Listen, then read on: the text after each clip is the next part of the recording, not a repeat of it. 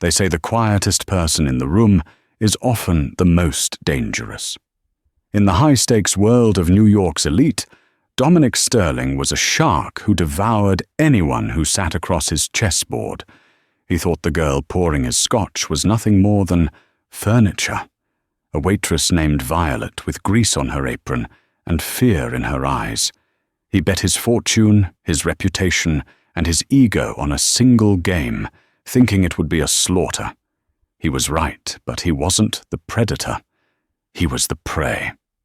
This is the story of how a billionaire accidentally challenged a hidden prodigy to a game of chess and lost everything in 24 moves.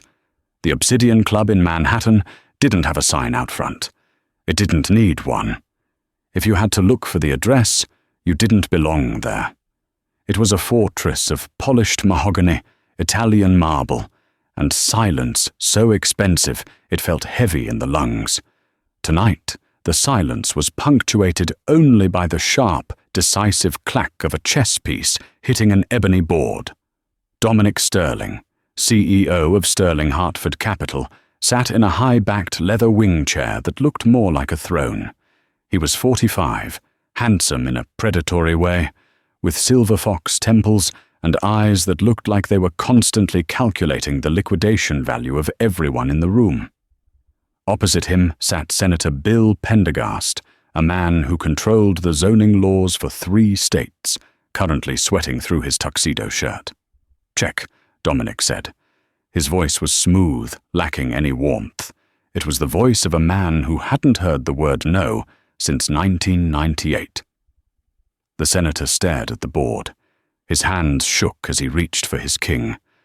"I think I can move to—" "You can move to G4, Dominic interrupted, taking a sip of his amber whiskey. "But then I'll take your bishop with my knight. Mate in 3.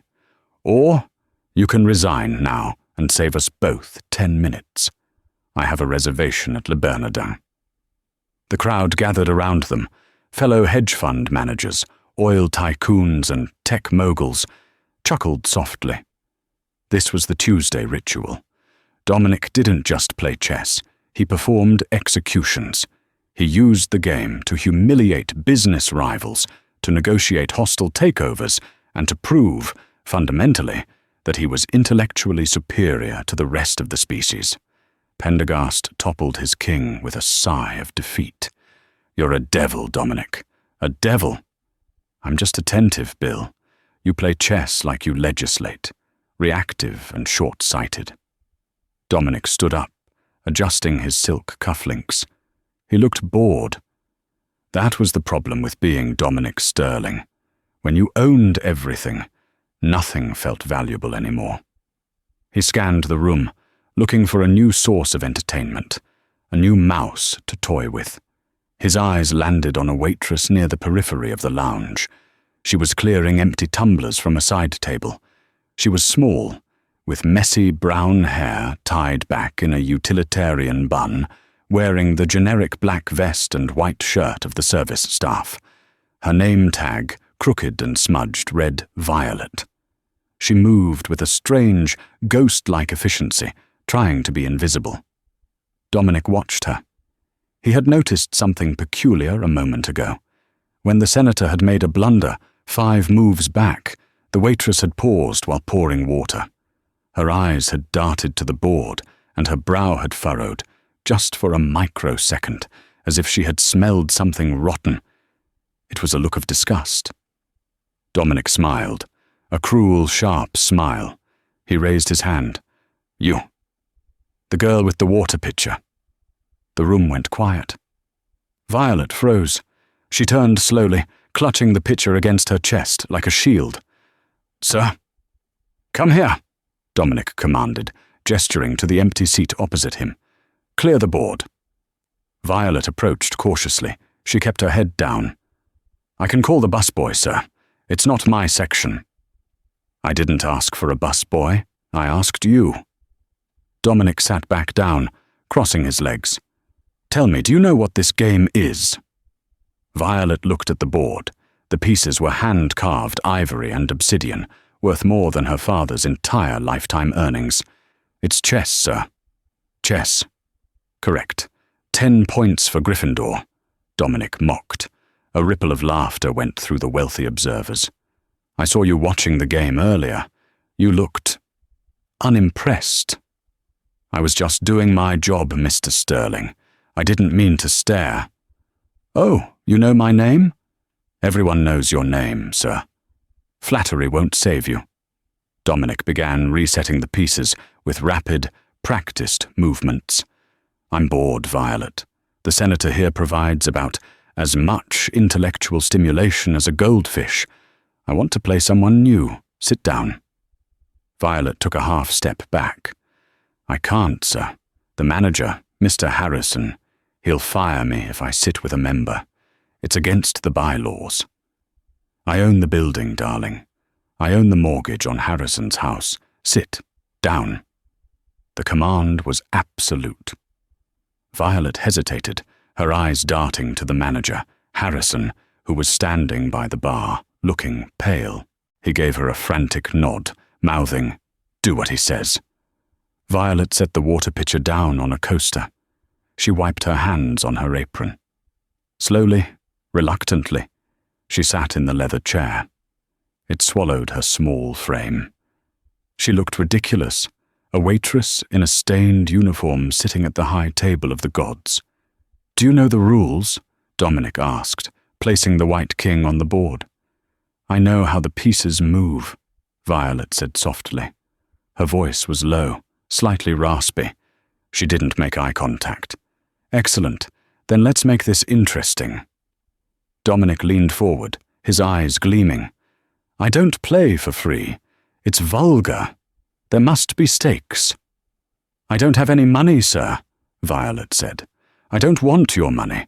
If I wanted minimum wage, I'd look under my sofa cushions." Dominic laughed at his own joke. "No. If you win, which is statistically impossible, but let's pretend, I will give you $5,000. Cash. Tonight." A gasp went through the room. $5,000 was 6 months of rent for Violet. Her hand twitched on her lap. "And if I lose?" she asked. Dominic's grin widened. "If you lose, you have to stand on this table, announce to the entire club that you are a witless peasant, and then pour that pitcher of ice water over your own head." The cruelty was specific and public.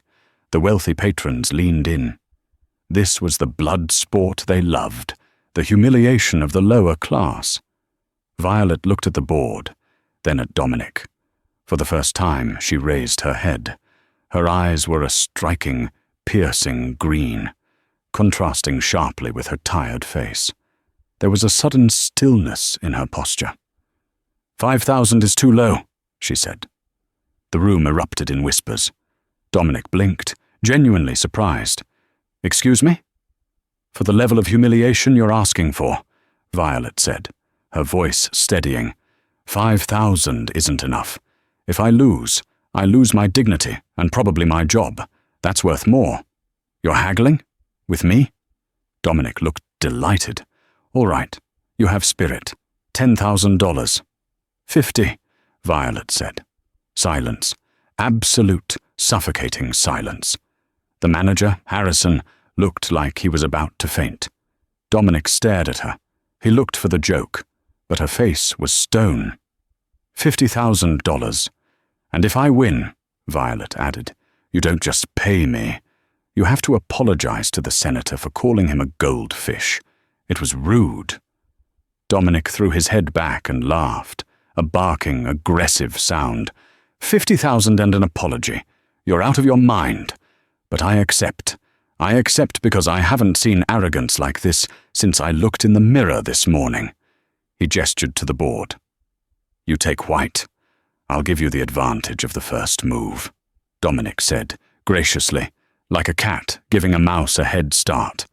No, Violet said, reaching for the black pieces. I prefer black. I like to see what's coming. The atmosphere in the Obsidian Club shifted. The casual chatter died down. Waiters stopped serving drinks and hovered in the shadows. This was no longer just a game. It was a spectacle. A lamb had just walked into the slaughterhouse, and demanded a steak knife. Dominic shrugged. "Suit yourself. Black it is." He reached out and moved his pawn to e4. The king's pawn opening. Classic. Aggressive. It claimed the center immediately. He did it without thinking, his hand moving with the casual arrogance of a man who had played this opening 10,000 times. Violet sat still for a long moment. She took a breath, inhaling the scent of old leather and expensive cologne. She reached out. Her fingers were rough, the nails short and unpolished, contrasting with the smooth ivory of the pieces. She moved her pawn to c5. "The Sicilian defense," Dominic noted, raising an eyebrow. "Ambitious. A counter-attacking game. Most amateurs play e5 and try to copy me. You've read a book or two, haven't you?" "I've seen a few games," Violet murmured. Dominic moved his knight to f3. Violet responded with d6. The game moved quickly at first. Dominic played with speed, slamming his pieces down, trying to intimidate her with the tempo. He wanted to flush her out, force a mistake through sheer pressure. He played the open Sicilian, a sharp, tactical variation that led to complex, dangerous positions. It was a variation that punished hesitation. But Violet didn't hesitate. She didn't play fast, but she didn't stall. She played with a rhythmic, mechanical cadence. Move, click, move, click. By move 10, Dominic's posture changed slightly. He stopped leaning back. He leaned forward, resting his elbows on his knees. He had tried a trick, a subtle trap involving his bishop on c4, designed to lure her queen out early. It was a trap that caught 90% of club players. Violet had ignored the bait completely, developing her knight to f6 instead, fortifying her center. "You didn't take the pawn," Dominic said, his voice dropping an octave. "It was poisoned," Violet said simply. Dominic narrowed his eyes. Lucky guess. He ramped up the aggression. He launched a pawn storm on the king's side, sacrificing structure for attack. He wanted to rip open her defenses. He castled long, signaling that he was going for the throat. Violet castled short. The board was now split. Two armies racing to kill the opposing king on opposite sides of the board. It was a double-edged sword. One wrong move, one wasted tempo, and it was checkmate. Around the room, the whispers started again. "She's still in it," Senator Pendergast whispered to a colleague. 12 moves and she hasn't cracked." "She's just memorized an opening," the colleague dismissed. "Wait until the middle game. Dominic will crush her when the theory runs out." Dominic felt the same way. She's a bookworm, he thought. She memorized the dragon variation lines, but she doesn't understand the soul of the position. He decided to test her understanding. On move 15, Dominic made a move that wasn't in the standard textbooks. He moved his rook to h4, a strange, non-intuitive lift. It looked like a mistake. It looked like he had left his bishop undefended. It was a test. If she took the bishop, his rook would swing over, and she would be mated in 4 moves. It was a grandmaster-level bluff, a move he had learned from a Russian master in Zurich years ago. Violet paused. Her hand hovered over the board. Dominic smirked. Here it is. The greed. She's a waitress. She sees a free piece. She'll take it. Violet's hand moved away from the bishop. Instead, she picked up her knight and placed it on c4, deep in Dominic's territory. "Check," she said. Dominic froze. He looked at the board. The check forced his king to move, but more importantly, her knight on c4 was now blocking the line of sight for his rook. His trap was not just avoided, it was dismantled, and worse, her knight was now forking his queen and his rook. He had to trade. He had to give up his bishop to get rid of that knight. Dominic felt a prickle of heat on the back of his neck. He looked up at her. Violet's face was blank. She wasn't smiling. She wasn't gloating. She was looking at the board with a terrifying intensity, as if the rest of the world had dissolved. "You saw the rook lift," Dominic muttered. "Your h4 move was aggressive," Violet said quietly, "but it left the b3 square weak. You overextended." Dominic laughed, but it sounded brittle. "Overextended? I'm just getting started, darling." He slammed his bishop into her knight. "Capture." She recaptured with a pawn. The game entered the middle game, and the dynamic in the room shifted entirely. The patrons were no longer chuckling. They were crowding the table. Drinks were forgotten. Dominic Sterling was in a fight. He wiped his palms on his tuxedo trousers. He realized, with a sinking sensation in his gut, that he couldn't play fast anymore. He had to think. He spent 5 minutes on move 20, 7 minutes on move 21. Violet waited. She sat with her hands folded in her lap, her eyes tracking the invisible lines of force on the board. Dominic looked at her name tag again. Violet. Who was she? Waitresses didn't play the Sicilian Najdorf with this kind of precision. Waitresses didn't refute a grandmaster bluff. "Who are you?" Dominic asked, his voice harsh. "And don't tell me you're a waitress." "It's my turn, Mr. Sterling," she replied. "Answer me. You're a hustler, aren't you? Harrison put you up to this. Is this a prank?" "Focus on the board," Violet said. Her voice had changed. It was no longer the submissive voice of a servant. It was the commanding tone of a teacher scolding a petulant child. "You're losing control of the center." Dominic's face flushed red. Anger, hot and blinding, surged through him. No one spoke to him like that. He lashed out on the board. He sacrificed a knight on g6, ripping open the pawn shield in front of her king. It was a desperate, violent attack. "I don't need the center if I have your king," he snarled. It was a dazzling display of fireworks. It looked terrifying. To the untrained eye, it looked like Dominic was winning. Senator Pendergast gasped. "He's got her now! Look at that attack!" Violet looked at the sacrificed knight. She didn't take it. If she took it, she would be mated. Instead, she ignored the chaos on her king's side and slid her queen quietly to a5. "I don't care about your knight," she whispered. Dominic stared at the board. He looked at his attack. Then he looked at her queen. She was threatening a mate in 2 on the other side of the board. His attack was a phantom, a distraction. While he was screaming and shouting on the right side of the board, she had been quietly assembling a firing squad on the left. Dominic felt a drop of sweat roll down his temple. The air conditioning in the Obsidian Club was set to a constant 68 degrees, but he was burning up. He had to retreat. He had to pull his attacking pieces back to defend his own king. The predator was forced to run. "Part 2 is done," Violet said, almost to herself. "What?" Dominic snapped, moving his rook back to defend.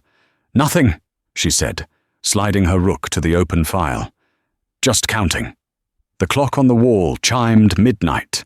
The game had been going on for 2 hours. The crowd had not dispersed. It had grown. Word had spread from the Obsidian Club to the nearby bars and penthouse suites. "Dominic Sterling is losing to a waitress." The text messages flew across Manhattan like digital sparks. By the time Violet moved her bishop to d7, the room was packed with the city's power players, standing shoulder to shoulder, their expensive suits pressed against the mahogany walls, watching in breathless anticipation. Dominic had stopped drinking. The tumbler of scotch sat untouched. The ice melted into a watery grave. He had taken off his tuxedo jacket, revealing sweat stains under the arms of his silk shirt. His tie was loosened, hanging like a noose around his neck. He was fighting for his life. Every time he tried to complicate the position, to create chaos where his superior experience should shine, Violet simplified it. She traded pieces with the cold, unfeeling precision of a surgeon removing a tumor. She wasn't playing for beauty. She was playing for truth. "You're not a waitress," Dominic hissed, his voice low enough that only she could hear. "Who sent you? Is it Carter form the Blackstone Group? Did he hire a ringer?" Violet didn't look up. Her eyes were locked on the 64 squares. "I'm a waitress, Mr. Sterling. I serve table 4. I refill water. I clean up the ashes." "Liar!" Dominic slammed a pawn forward. "Nobody learns to play like this scrubbing dishes." "You'd be surprised what you can learn when you have nothing else," Violet replied softly. She reached out and moved her queen. "Check." Dominic flinched. He had to block with his rook. This pinned his rook to his king. It was an uncomfortable, claustrophobic position. He felt like he was being strangled slowly. As he stared at the board, trying to find an escape route, Violet allowed herself a moment of memory. She wasn't just Violet the waitress. She was the daughter of Tobias Hale. Tobias hadn't been a grandmaster. He hadn't been famous. He had been a math teacher in a crumbling public school in the Bronx. But in the evenings, in their tiny, drafty apartment, he became a god of the 64 squares. He had taught Violet the game before she could read. "Look at the board, Vi," he would say, the smoke from his cheap cigarettes curling around the plastic pieces. "The board is the world. People lie. Politicians lie. Even your daddy lies. But the pieces? The pieces never lie. If you are weak, the board reveals it. If you are greedy, the board punishes you. Trust the pieces." Tobias had died 3 years ago, leaving her with nothing but medical debt and a plastic chess set. She had taken the job at the Obsidian Club, not because of the tips, but because she knew they played chess there. She wanted to be near the game. She wanted to watch the rich men play, to see if they understood the beauty that her father had shown her. They didn't. They played for ego. They played for money. They played like butchers hacking at meat. Watching Dominic Sterling play was an insult to her father's memory. Dominic played with arrogance, believing his money made his moves stronger. "Why are you smiling?" Dominic demanded, snapping her back to the present. Violet touched her face. She hadn't realized she was smiling. "I was thinking about my father." "Was he a failure, too? Is that where you got it from?" Dominic sneered, trying to break her concentration. "Did he teach you how to lose gracefully?" The room went silent. The insult was too personal, even for Dominic. Violet's green eyes hardened into emerald glass. "He taught me that a king is only as strong as the pawns protecting him. And you, Mr. Sterling, have treated your pawns very poorly." She gestured to the board. Dominic looked down. His pawn structure was shattered. His pieces were scattered, disconnected, lonely. He had sacrificed his soldiers for glory, and now his king stood naked in the center of the board, shivering in the cold draft of Violet's attack. "I'm not losing to a servant," Dominic muttered to himself. He looked around the room. He saw the faces of his peers, men he had bullied, men he had outbid, men he had destroyed. They were watching him with a mixture of shock and glee. They wanted him to fall. They were hungry for it. He couldn't let that happen. Losing $50,000 was nothing. Losing his reputation, that was death. He caught the eye of Harrison, the club manager, who was hovering nervously near the service entrance. Harrison looked terrified. He knew that if Dominic lost, the wrath would eventually fall on him for allowing the game in the first place. Dominic gave a subtle, almost imperceptible nod. He tapped his finger twice on the table. It was a signal they had never used for chess, but one they had used many times when Dominic wanted an undesirable guest removed or a distraction created during a negotiation. Harrison swallowed hard. He wiped his forehead with a handkerchief and stepped forward. Violet was calculating a mate in 7. It was a beautiful line, involving a sacrifice of her dark, squared bishop. It was the kind of combination her father would have loved. She reached out, her hand steady, to grasp the bishop. Crash! A deafening sound exploded right beside her ear. Harrison had tripped. A heavy tray loaded with crystal tumblers and ice had slammed into the side of the table, shattering instantly. Shards of glass flew everywhere. Ice water splashed onto Violet's arm and the edge of the board. Violet gasped, her body jerking in a violent flinch. Her hand, which was holding the bishop, spasmed. She dropped the piece. But she didn't just drop it. In her shock, her hand knocked the bishop to a square she hadn't intended. E6. A terrible square. A passive square. A square that blocked her own queen's line of attack. "Oh my God!" Harrison cried out, acting his heart out. "I am so clumsy. I am so sorry, Mr. Sterling. Miss Violet, are you okay?" The room was in chaos. Waiters rushed over with towels. "Don't touch the board," Dominic roared, standing up. "Nobody touch the board." He looked at where Violet's bishop had landed. E6. It was a blunder. A massive, game-ending blunder. It killed her attack instantly. Violet was shaking, wiping water from her arm. "I didn't mean to play that. You startled me." "The touch move rule," Dominic said, his voice ringing out with sudden, triumphant clarity. "You touched the piece. You released the piece. The move stands." "But he dropped a tray," Senator Pendergast interjected, frowning. "Dominic, that's hardly fair. It was an accident." "Accidents happen in war, Bill," Dominic snapped. "She made the move. The rules of chess are absolute. If you let go of the piece, the move is final, unless—" He looked at Violet with a predatory sneer. "Unless you want to forfeit now, I'll be generous. You can keep your job. No ice water over the head. Just walk away." Violet looked at Harrison. The manager wouldn't meet her eyes. He was busy picking up glass, his face red with shame. She looked at Dominic. He was grinning, the color returning to his cheeks. He knew it was a setup. He knew he had cheated. And he didn't care. He was proud of it. Rage, cold and sharp, bloomed in Violet's chest. It wasn't the rage of a victim. It was the rage of a judge. She looked at the board. The bishop on e6 was a disaster. It blocked her winning line. Dominic could now consolidate his defense. He could bring his rook over. He could survive. Or so it seemed. Violet closed her eyes. She took a deep breath, inhaling the smell of spilled bourbon and floor wax. She reimagined the board in her mind. She visualized the bishop on e6. "Is it really a disaster?" she asked herself.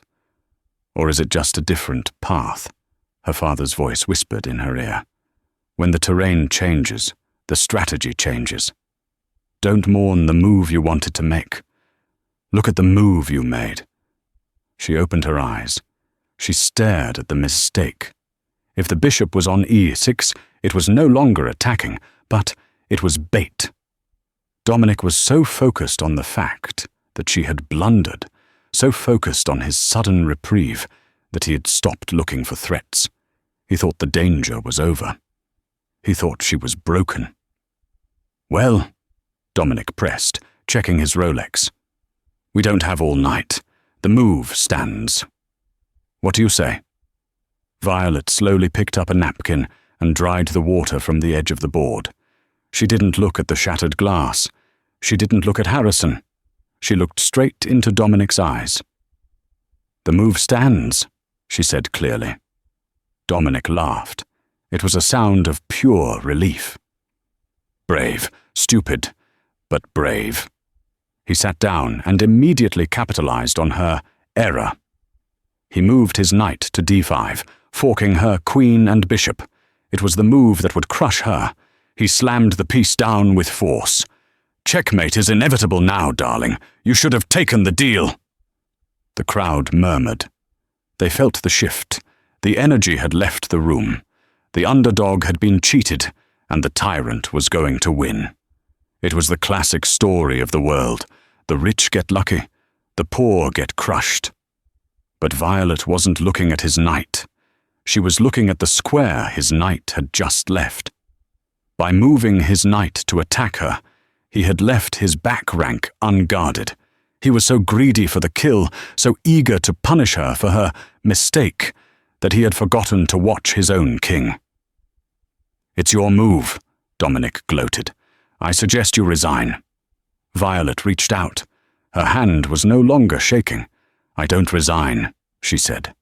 She didn't move her queen. She didn't save her bishop. She moved a humble pawn. H5. "A pawn?" Dominic scoffed. "You're losing a queen and you move a pawn. The pressure has gotten to you." He took her queen.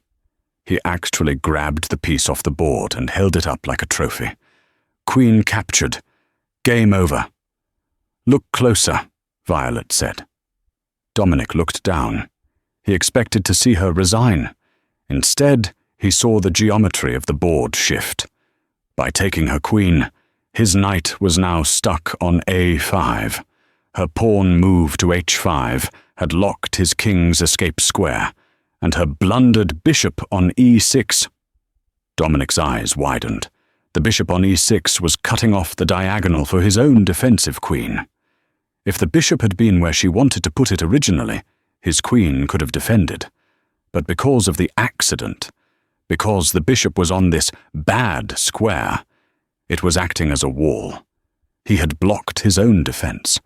The color drained from Dominic's face. It happened instantly, like a curtain dropping. "No," he whispered.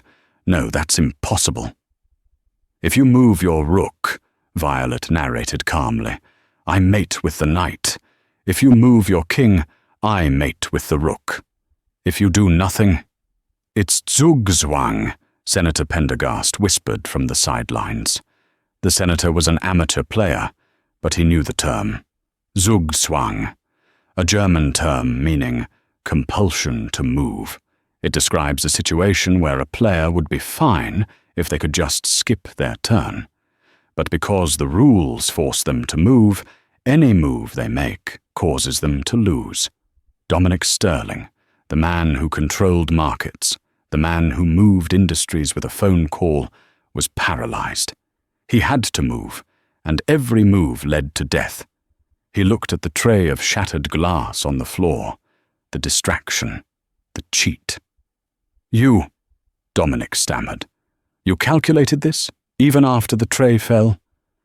"You thought the accident broke my focus," Violet said, her voice ringing with a quiet, terrible power. "But you forgot the most important rule of the game, Mr. Sterling. Arrogance creates blind spots." Dominic's hand hovered over the board. He was trembling, visibly trembling. The billionaire was shaking.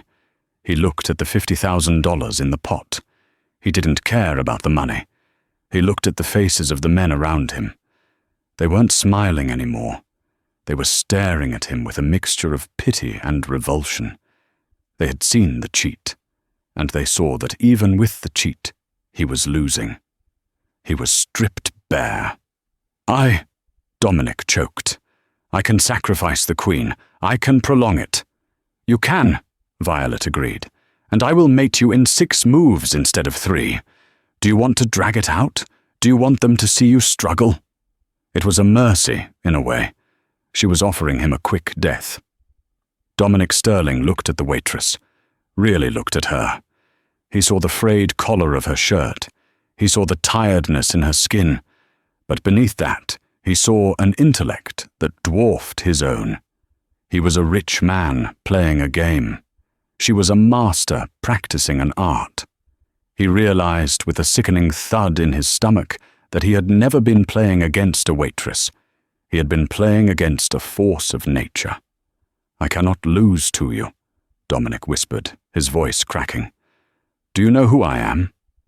"Yes," Violet said. She stood up. She didn't look small anymore. She looked 10 feet tall. "You are the man who is about to knock over his king." The silence in the Obsidian Club was heavy enough to crush bones, All eyes were on Dominic's hand. He gripped his king. His knuckles were white.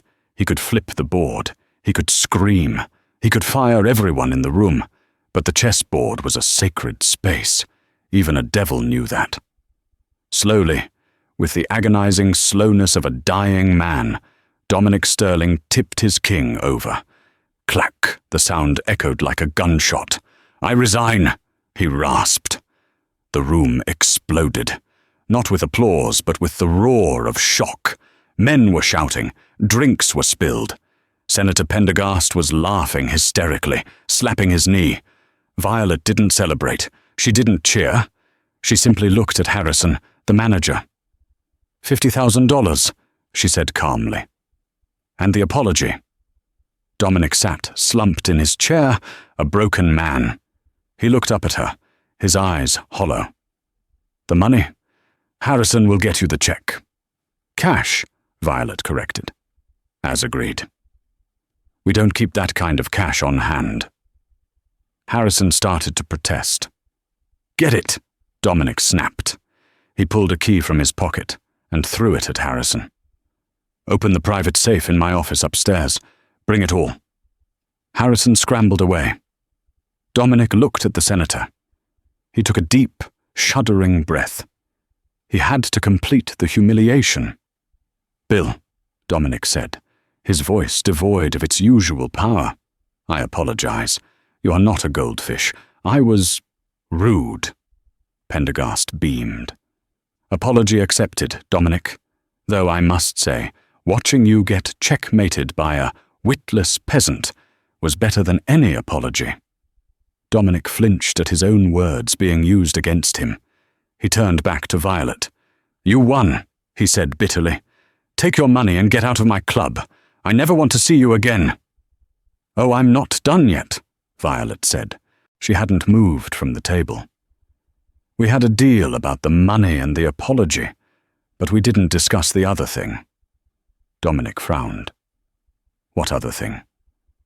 "The reason I'm here," Violet said. She reached into her apron pocket. She didn't pull out a notepad. She pulled out a folded, yellowed piece of paper. It looked old, ancient.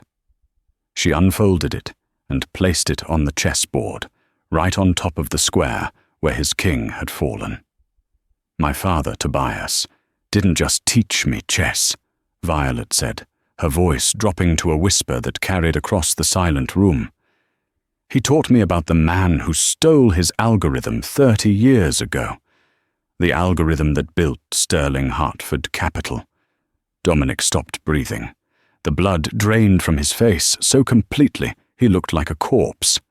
He stared at the paper. It was a handwritten proof. A mathematical model for high-frequency trading. The foundation of his entire empire. "You," Dominic wheezed, "you're Tobias's daughter?" "He died penniless," Violet said, her eyes burning. "While you bought this club, he couldn't afford insulin. You stole his life's work. You thought he was just a crazy academic you could exploit and discard." "I bought it from him. It was legal," Dominic shouted, panic rising in his voice. "You forged his signature," Violet said. "And this piece of paper? It proves it. This is the original, dated and notarized 3 months before your patent filing. My father hid it in his chess set. The same set I learned to play on."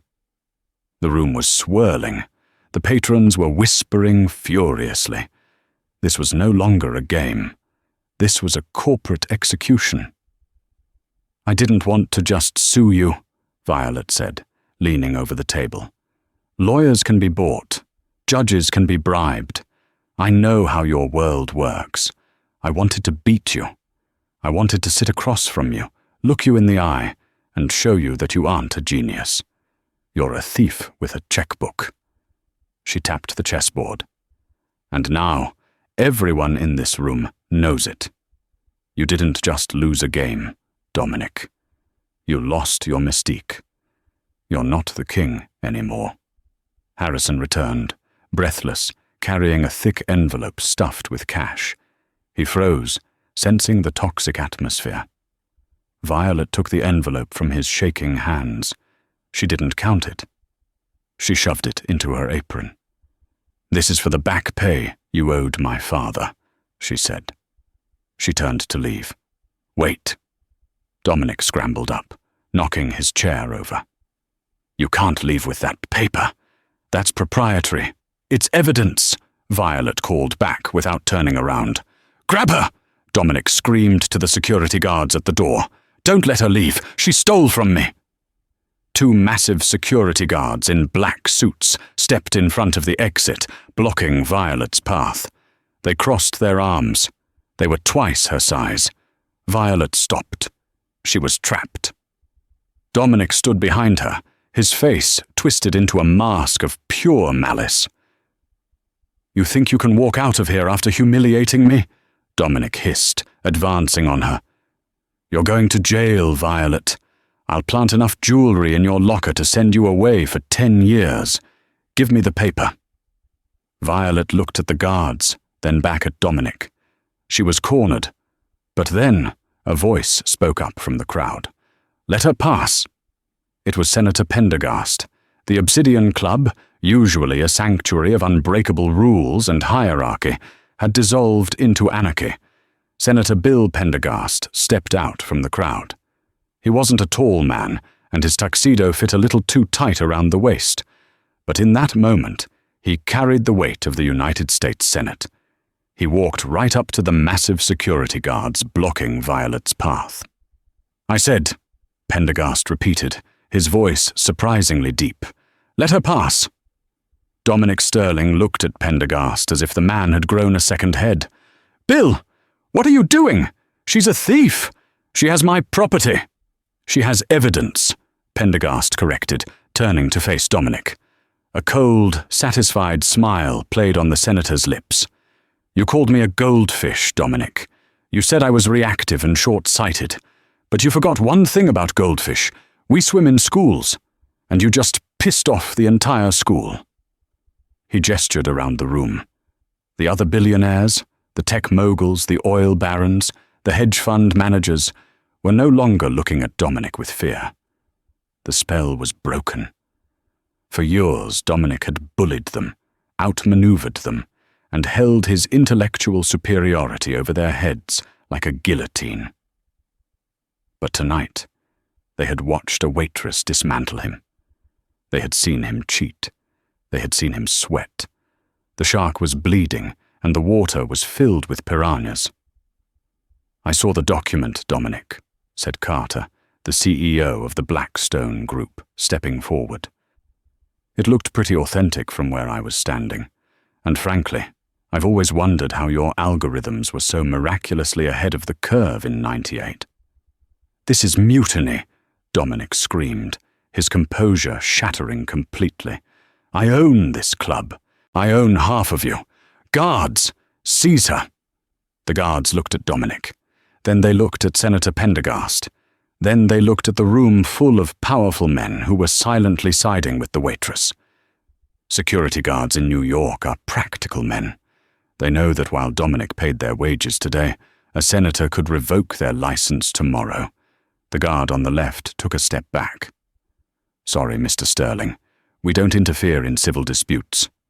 "Civil disputes?" Dominic's voice cracked. "She's walking away with $50,000 and my life." Violet didn't wait. She gripped the envelope of cash in one hand and her apron in the other. She stepped through the gap the guards had made. She didn't run. Running would look like guilt. She walked. She walked past the velvet ropes. She walked past the stunned coat-check girl. She walked out the heavy oak double doors and into the biting cold of the Manhattan night. The air smelled of exhaust and rain, but to Violet it smelled like oxygen. It smelled like freedom. Behind her, the doors of the Obsidian Club burst open. Dominic stumbled out onto the sidewalk, looking wild. He had lost his jacket. His shirt was untucked. "Violet," he screamed, "you can't do this. I'll destroy you. I have lawyers who will bury you so deep you'll need a coal miner to find your corpse." Violet stopped. She stood under the yellow glow of a street lamp. A light rain had started to fall, slicking the pavement. She turned around slowly. She didn't look afraid. She looked at him, with a pity that burned worse than hatred. "You don't get it, do you?" she said, her voice cutting through the noise of the city traffic. "You think chess is about the pieces. You think if you have the most money, the best lawyers, the biggest rooks, you win." She tapped her temple. "Chess is about position. And look at your position, Dominic." She pointed to the club entrance. Several patrons had followed them out, holding their phones up, recording the meltdown. The senator was there, watching. Passers-by on the street were stopping to watch the famous billionaire screaming at a waitress. "You're exposed," Violet said. "Your king is naked. You have no moves left." "I have money," Dominic roared, lunging forward. "I can buy silence." "You can't buy time," Violet said. "My father waited 30 years for this checkmate. I'm not going to let you take it back." She turned and hailed a yellow taxi.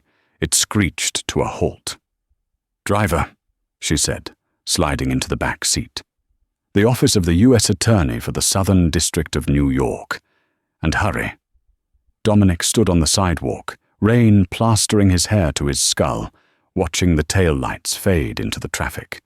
He reached into his pocket for his phone, to call his fixers, to call his hitmen, to call anyone. But his hand was shaking so badly, he dropped the phone. It hit the wet concrete and cracked. He stared at the broken screen. It was a reflection of his life. 3 weeks later, the headline of the New York Times was printed in bold black ink that seemed to scream from the newsstand. "Checkmate, the Sterling Scandal. How a Waitress Toppled Wall Street's King." The fall of Dominic Sterling was not a slow decline. It was a vertical drop. When Violet had walked into the U.S. Attorney's office that night, she didn't just have a piece of paper. She had a story that the world was desperate to hear. The algorithm theft was just the tip of the iceberg. Once the FBI started digging into Sterling Hartford Capital, the levees broke. They found insider trading. They found offshore accounts in the Caymans used to launder money for sanctioned oligarchs. They found evidence of bribery involving city zoning officials. Dominic Sterling had built a glass castle on a foundation of sand, and Violet had kicked out the only pillar holding it up. The footage from the Obsidian Club, leaked by an anonymous source suspected to be Senator Pendergast's aide, went viral instantly. It had 50 million views in 24 hours. The image of Dominic Sterling, the titan of Wall Street, screaming and flipping his king over while a petite waitress looked on calmly, became the meme of the decade. It was the ultimate symbol of the 99% striking back. Dominic was arrested on a Tuesday morning, exactly 3 weeks after the chess game. The cameras caught him being led out of his penthouse in handcuffs. He looked older, gaunt. The arrogance was gone, replaced by the hollow, haunted look of a man who knows he will die in a concrete box. He tried to hide his face from the paparazzi, but there was nowhere to hide. Violet watched the arrest from a small television in a diner in Queens. She wasn't wearing a waitress uniform. She was wearing a simple, clean wool sweater and jeans. She sat across from a lawyer, a kind-faced woman named Sarah, who specialized in intellectual property rights. "The case is solid," Sarah was saying, tapping a file, "with the original notarized proof your father hid, plus the testimony from his old university colleagues who are finally coming forward. We're looking at a massive settlement. The Sterling estate will be liquidated. You're going to be a very wealthy woman, Violet. Your father's estate will be worth millions." Violet stirred her coffee. She looked at the screen, at Dominic's slumped shoulders. "It's not about the money," Violet said quietly. "I know," Sarah said gently, "but the money doesn't hurt. What will you do with it?" Violet looked out the window. The rain had cleared, and the sun was breaking through the clouds over the city skyline. "I'm going to buy the building," Violet said. "Which building?" "The old community center in the Bronx, the one where my dad used to teach math. They shut it down last year due to lack of funding. I'm going to buy it, renovate it, and reopen it." "And do what?" Violet smiled. It was the first time in years she had smiled without a shadow of worry behind it. "I'm going to open the Tobias Hale Chess Academy. Free lessons for every kid who can't afford a board.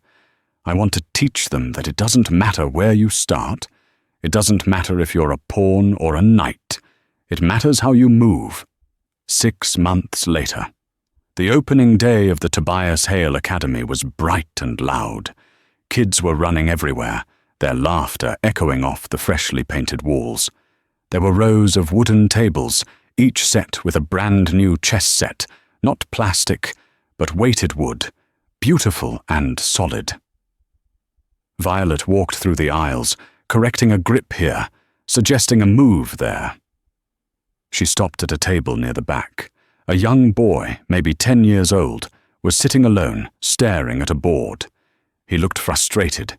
He was playing against a computer on a tablet, and he was losing. "Rough game?" Violet asked, sitting opposite him. The boy looked up. He had messy hair and grease on his t-shirt. "I can't beat it. The computer sees everything. It's impossible." "Nothing is impossible," Violet said. "Is that the Stirling engine?" The boy nodded. "It's the hardest chess bot in the world." Violet looked at the screen. The bot was playing the Sicilian Defense, Dominic's favorite opening. "Turn it off," Violet said. "What?" "Turn off the computer." The boy hesitated, then pressed the power button. The screen went black. "Computers calculate," Violet said, setting up the wooden pieces on the physical board between them. "They count numbers, but they don't understand struggle. They don't understand hope. You can't beat a machine at math, but you can beat an opponent by being human." She held out a closed fist. "Pick a hand." The boy tapped her left hand. She opened it to reveal a white pawn. "You get the first move," Violet said. The boy smiled, his eyes lighting up. He reached out and moved his pawn to e4. Violet responded with c5. As they played, the sunlight streamed through the windows, illuminating the dust motes dancing in the air. The sounds of the city outside, the sirens, the traffic, the chaos, faded away. There was only the 64 squares, the infinite possibilities, and the quiet, steady rhythm of the game. Violet looked at the board and saw her father. She saw the years of struggle. She saw Dominic Stirling in his cell. She saw the journey that had brought her here. She realized that the game she played that night at the Obsidian Club hadn't been about winning $50,000. It had been about proving that a king is nothing without his honor, and a pawn can become a queen if she just keeps moving forward. "Check," the boy said, grinning. Violet looked down. He had caught her in a fork. It was a brilliant move. Violet laughed, a genuine happy sound that filled the room. "Good move," she whispered. "Now, let's see if you can finish it." And that is how the game ended. Not with a bang, but with a handshake. Violet didn't just defeat a billionaire. She dismantled a tyrant and built a legacy from the wreckage. It's a reminder to all of us. Never underestimate the person across the table, no matter what uniform they wear. True genius isn't about how much money you have in the bank. It's about the integrity of your next move. If you enjoyed this story of high-stakes strategy and karmic justice, please give this video a like. It helps us share these stories with more people. Don't forget to share this with a friend who loves a good underdog victory, and subscribe to the channel so you never miss a new drama. We have plenty more stories of hidden geniuses and arrogant bullies getting exactly what they deserve coming up next. Thanks for watching, and remember, Checkmate is always just one move away.